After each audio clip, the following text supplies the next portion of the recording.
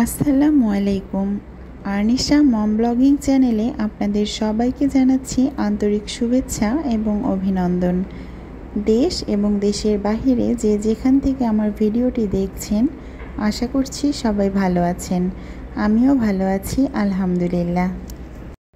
আজকে আমাদের বাসায় একটি বক্স এসেছে, তো এই বক্সটিতে কি আসলো এটাই আপনাদের সঙ্গে শেয়ার করতে এই ছোট্ট আকারে ভিডিওটি করা। আপনাদের ভাইয়া অফিস থেকে বাসায় ফেরার পথে বক্সটি নিয়ে এসেছে, আর এই বক্সটি অনেক দূর থেকে এসেছে। দিনাজপুর থেকে আমাদের কোনো এক আপনজনের মাধ্যমে আমরা কিছু লিচু আনিয়েছিলাম। প্রতি বছরই এখান থেকে কিছু লিচু আনি, নিজেরা খাই এবং এখানে কিছু আপনজন আছে তাদেরকে দেওয়ার জন্য। তো এবারও এনেছিলাম, কিন্তু এবারে লিচুগুলো তেমন একটা ভালো দেয়নি। লিচুগুলো সাইজেও অনেকটা ছোট, আর লিচুগুলো অনেক বড় হয় আর লাল হয় অনেক দেখতে। তো এবারের লিচুগুলো সাইজটাও অনেক ছোট আর লালও তেমন হয়নি।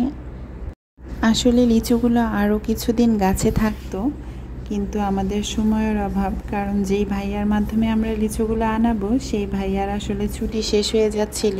তাই সে বলছিল যে আমার ছুটি শেষ হয়ে যাচ্ছে, তো আপনাদেরকে লিচু কি পাঠিয়ে দেবে, এজন্যই আর কি এভাবেই নেওয়া। তো এই তো লিচুগুলো দেখছিলাম, আপনজনদেরকে পাঠাবো তাই গুছাচ্ছিলাম। লিচুগুলো দিয়ে আপনাদের ভাইয়া অফিসে চলে গেল আর আমি চলে আসলাম রান্নাঘরে। আমার ছেলের অনেক পছন্দ, সে স্কুলে গেছে, তো সে বলে গেছে যে আম্মু একটু মুরগির মাংস রান্না করো, তাই তার জন্য আজকে তার পছন্দের মুরগির মাংস রান্না করব। তো আমি এখানে মশলাটা বেটে নিচ্ছিলাম। আমার কাছে মশলাটা টাটকা বেটে মুরগি রান্না করলে মুরগির স্বাদটা একটু ডিফারেন্ট মনে হয়। আসলে এখন তো খাবার দাবারে তেমন একটা স্বাদ নেই বললেই চলে, আর এর মধ্যে ফ্রিজে রেখে আমরা যদি মশলাটা ব্যবহার করি তাহলে মনে হয় যে স্বাদটা আরও কমে যায়।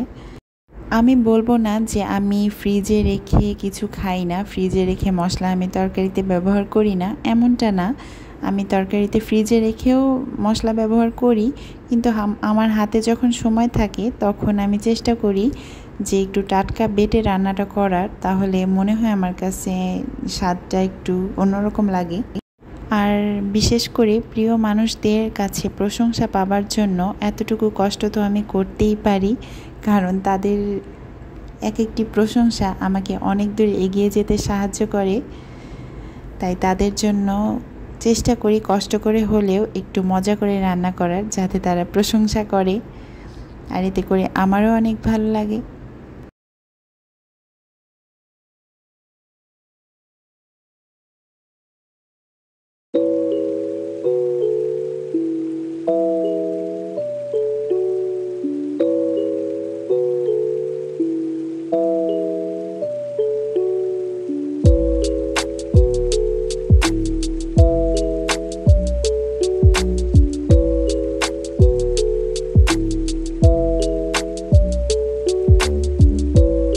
তো এই তো আজকের ভিডিওটি এই পর্যন্তই। আপনারা সবাই ভালো থাকবেন, সুস্থ থাকবেন, আর আমার ভিডিওটি যদি আপনাদের ভালো লেগে থাকে তাহলে প্লিজ আমাকে সাবস্ক্রাইব করে আমার পাশেই থাকবেন। আসসালামু আলাইকুম।